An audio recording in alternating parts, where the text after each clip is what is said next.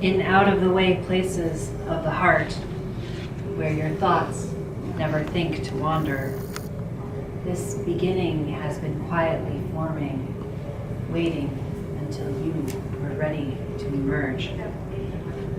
For a long time, it has watched your desire, feeling the emptiness grow inside you, noticing how you willed yourself on, still unable to leave that which you had outgrown.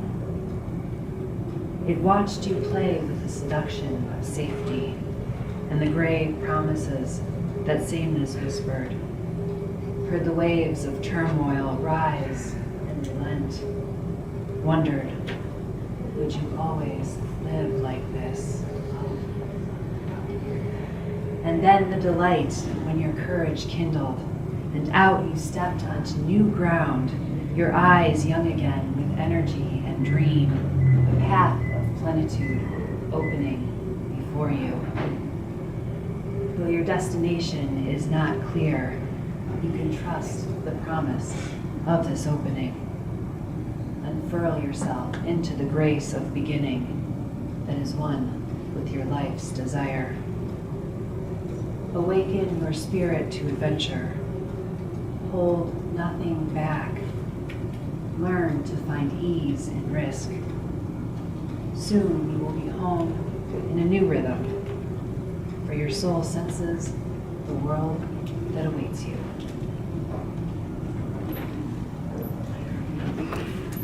Come, let us worship together.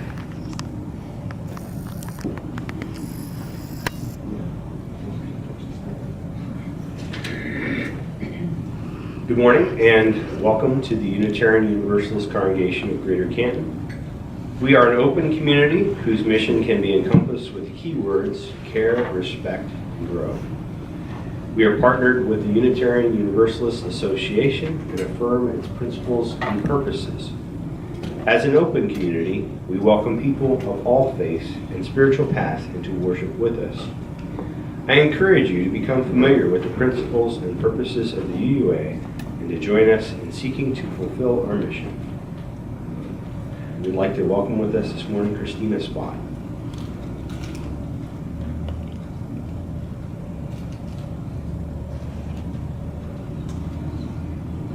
I will read our chalice lighting this morning. We spend January 1st walking through our lives, room by room, drawing up a list of work to be done, cracks to be patched.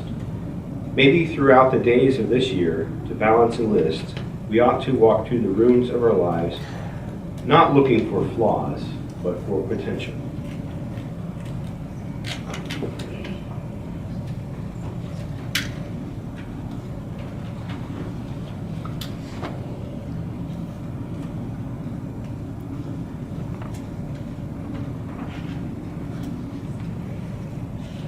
Let us read in unison our covenant. Love is the spirit of this congregation, and service is its law. This is our great covenant, to dwell together in peace, to seek the truth in love, and to help one another. Our next reading is an excerpt from Henry Nouwen, Being the Beloved. Over the years, I have come to realize that the greatest trap in our life is not success, popularity, or power, but self-rejection. Success, popularity, and power can indeed present a greater temptation, but their seductive quality often comes from the way they are part of the much larger temptation to self-rejection. When we have come to believe in the voices that call us worthless and unlovable, then success, popularity, and power are easily perceived as attractive solutions. The real trap, however, is self-rejection. As soon as someone accuses me or criticizes me, as soon as I am rejected, left alone, or abandoned, I find myself thinking, well, that proves once again that I am a nobody. My dark side says, I am no good. I deserve to be pushed aside, forgotten, rejected, and abandoned. Self-rejection is the greatest enemy of the spiritual life because it contradicts the sacred voice that calls us the beloved. Being beloved constitutes the core truth of our existence. The reading is an excerpt from David White, Confession. Confession is a stripping away of protection, the telling of a truth which once might have seemed like a humiliation, become suddenly a gateway, an entrance to solid ground, even a first step home. To confess is to free oneself, not only by admitting a sin or an omission, but to profess a deeper allegiance, a greater dedication to something beyond the mere threat of immediate punishment or the desolation of being shunned. To confess is to declare oneself ready for a more courageous road, one in which a previously defended identity might not only be shorn away, but be seen to have been irrelevant, a distraction, a working delusion that kept us busy over the years and held us unaccountable to the real question. Vaughn, can you turn up the sound a bit? Before I get started in the sermon, I did want to say thank you so much for inviting me to be back here with you today. I have been looking forward to this for several weeks now. It is so good to be with you.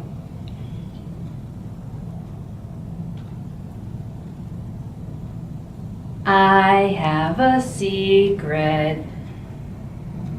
A little over 11 years ago, Frank Warren decided to try an experiment. He gave away 3,000 postcards, self-addressed, and asked the strangers he gave the cards to share their secrets. The cards had instructions on one side. His idea was that they would be sharing both a secret anonymously and an artistic expression that Warren has come to think of as both a work of art and an act of self-revelatory art. It was to be a community art project, and his goal was to collect back 365 postcards bearing people's artfully depicted secrets. The cards started coming in, and then they were coming in not just from those he had given the cards to, but from all over the country, and then all over the world. By the time of his TED Talk in 2012, more than 500,000 cards had come in. And by December of 2014, more than 1 million cards had come in. And he continues to post them, 20 of them, every week. He selects to post on his website on Sunday, on a website called Post Secret. Warren came up with the idea as an iteration of projects he had been working on. It had come to him in a dream. And after years of collecting others' secrets, he realized that it was also in part that he had his own secrets that he wanted to let go of. The final message on his previous blogging project was, "You will find your answers in the secrets of strangers." How many of us watch reality TV shows filled with confessions and secret sharing, or used an app like Whisper, or websites like Secrets Anon, or visited a blog like Scary Mommy, where we can confess whatever we want or need to get out, and do so anonymously using social media from the comfort of our own homes or the comfort of our own phones. Confession has a long history introduced to Christian religious traditions in 395 CE, when St. Augustine of Hippo explained in a sermon that forgiveness of sins requires confessing to another person, not just to God. This is to prevent the sinner from experiencing isolation, which can come from bearing a sin alone, apart from community. By making a public confession, the possibility of restoring relationships is possible. We Unitarian Universalists struggle sometimes with religious language that doesn't speak to our worldviews, words like sin. So I offer this definition of sin that I work from. Sin is when we turn our backs on each other, when we willfully intentionally, sometimes unintentionally, deprive each other of relationship, of time and energy and care.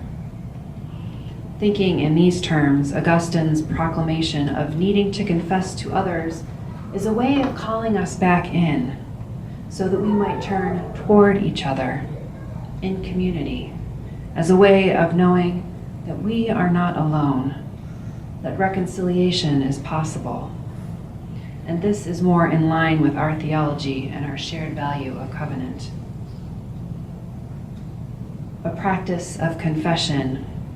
There is something deeply human about wanting and needing to share our secrets, these most personal of our stories.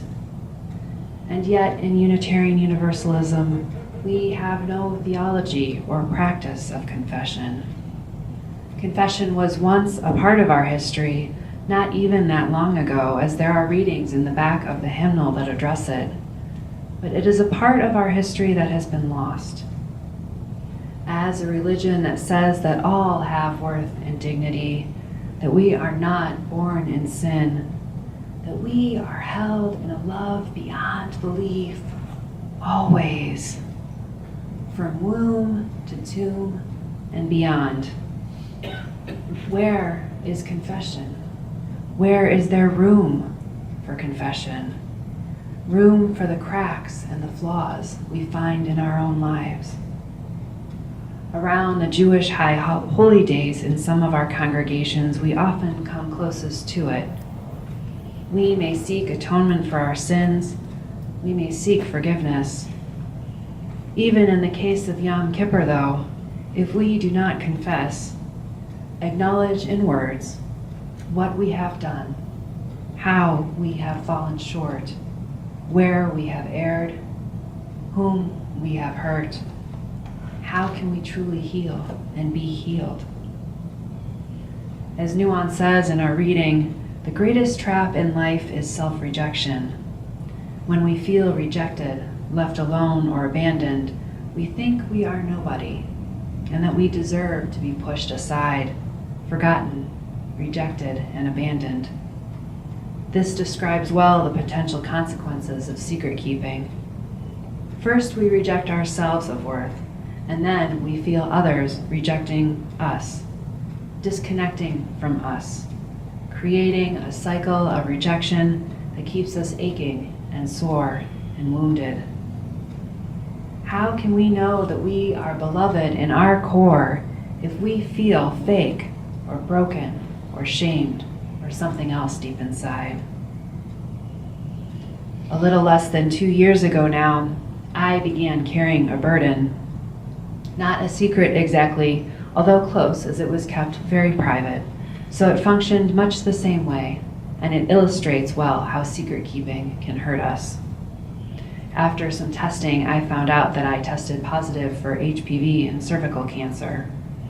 The good news was that it was super early, very manageable, with regular follow-ups, which have been good for over a year now, and considered one of the good cancers, highly effectively treatable should that time come, although not without cost. I also realized that good outcomes or prognoses are not always the case with cancer and other health diagnoses, and so I was lucky. Still, I was not expecting the news.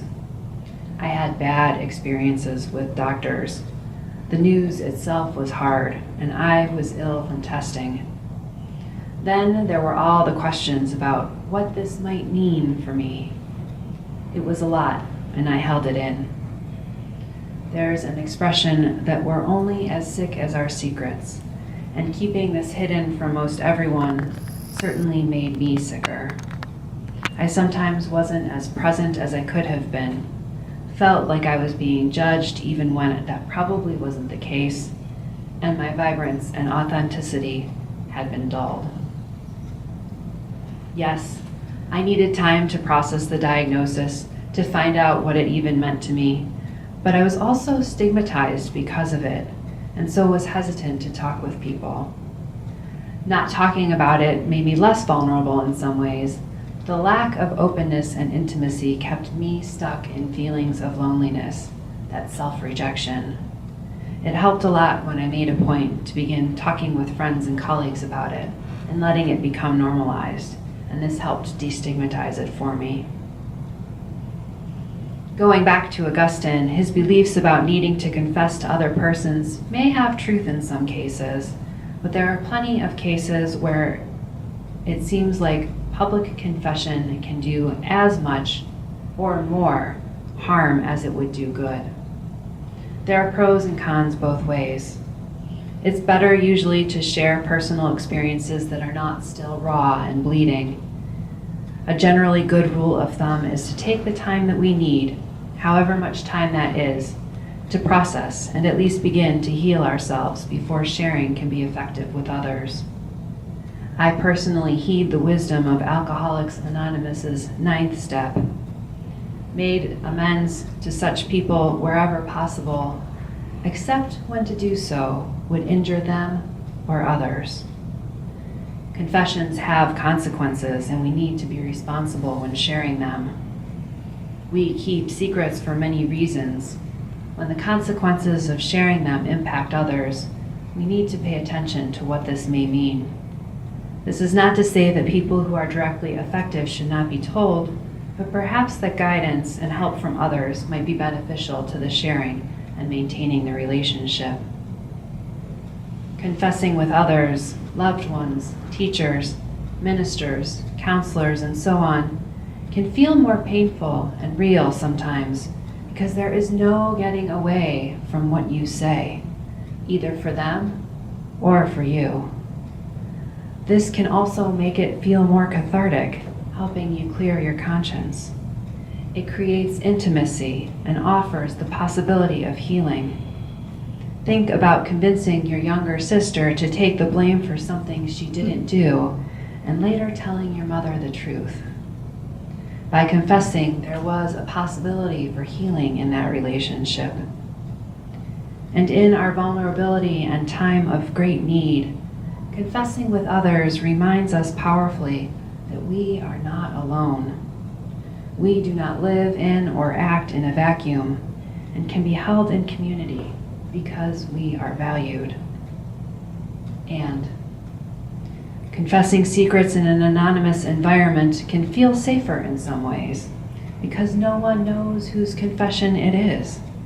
We can say whatever we want and let it go, and wherever it lands, it lands. There's no judgment that we know of, no consequences or ridicule, no concern for personal safety or guilt or shaming. Confessing anonymously outside of any relationship can prevent growth and change in some ways due to the lack of accountability or opportunity for healing the relationship. And yet it can give us the space that we need to put something into words, to commit to it, and to prepare ourselves mentally, emotionally, physically, and spiritually for the change and growth we seek, which can help us grow and change. One of the transforming effects of sharing secrets and confessing is that it keeps us from isolation, whether we create it or feel that it's created for us. There is power in speaking, power in sharing, in naming the things that so often go unsaid, leaving us in those places of self-rejection and hurt. Sometimes when we name things, it takes away that thing's power. Like in my diagnoses, talking about them, naming them as part of me, took away the power that it had over me, gave me power in some ways. It took away the power that not only I had given it, but had been given to it by all of us as a society in general. It allowed me to reclaim myself and to be re-centered in my story, making me stronger than the thing I was confronting. Frank Warren says, "Secrets are universal. I go to my mailbox and secrets are coming from different countries, different continents. They're all expressing the same taboos and longing and heartbreak and hope. We think that secrets separate us and make us different. But if you find the courage to share them, we shatter that illusion. We see that secrets aren't walls, they're bridges.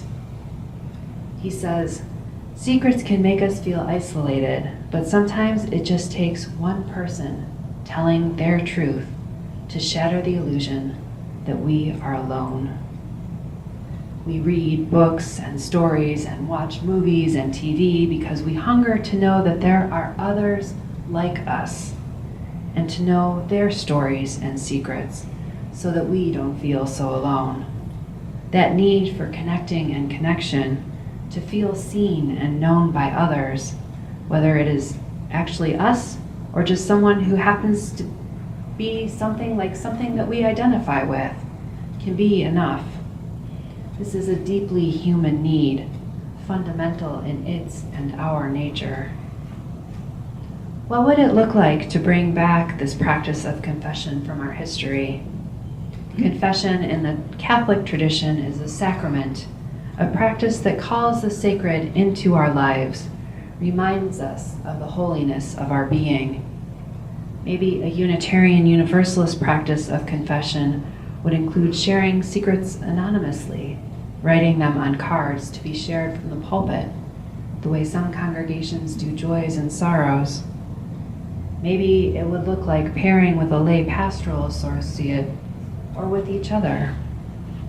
Whatever the particular shape, in taking part, by sharing our secrets, by confessing those things that are weighing on our hearts and minds, we would risk vulnerability and intimacy with each other.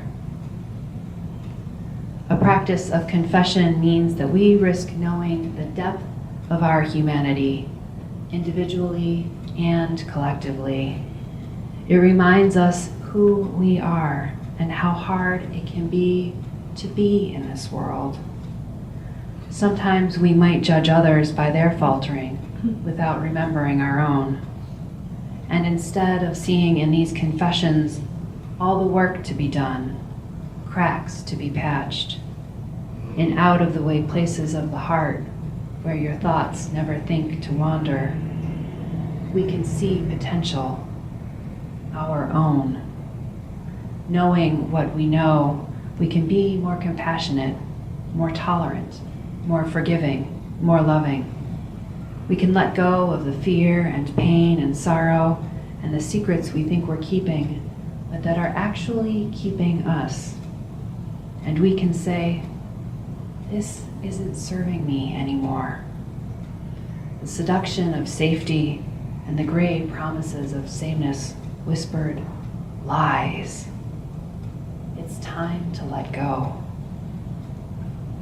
And we can begin a journey on a more courageous road for ourselves so we can become the beloved we want to be.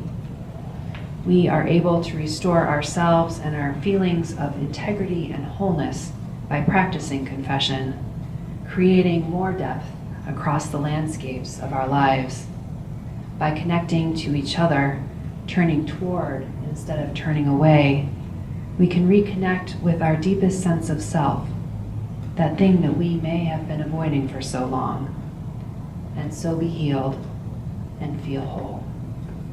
May it be so. Amen. As we extinguish our chalice, let us remember to never doubt that a small group of thoughtful, committed citizens can change the world. Indeed, it is the only thing that ever has.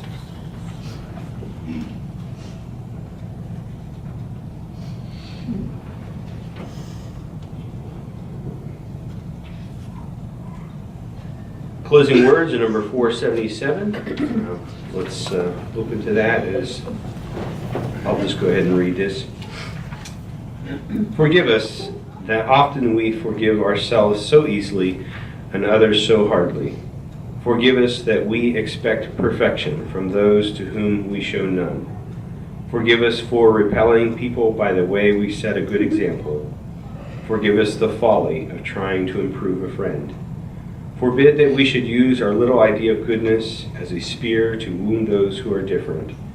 Forbid that we should feel superior to others when we are only more shielded. And may we encourage the secret struggle of every person. Blessed be, go in peace, and please.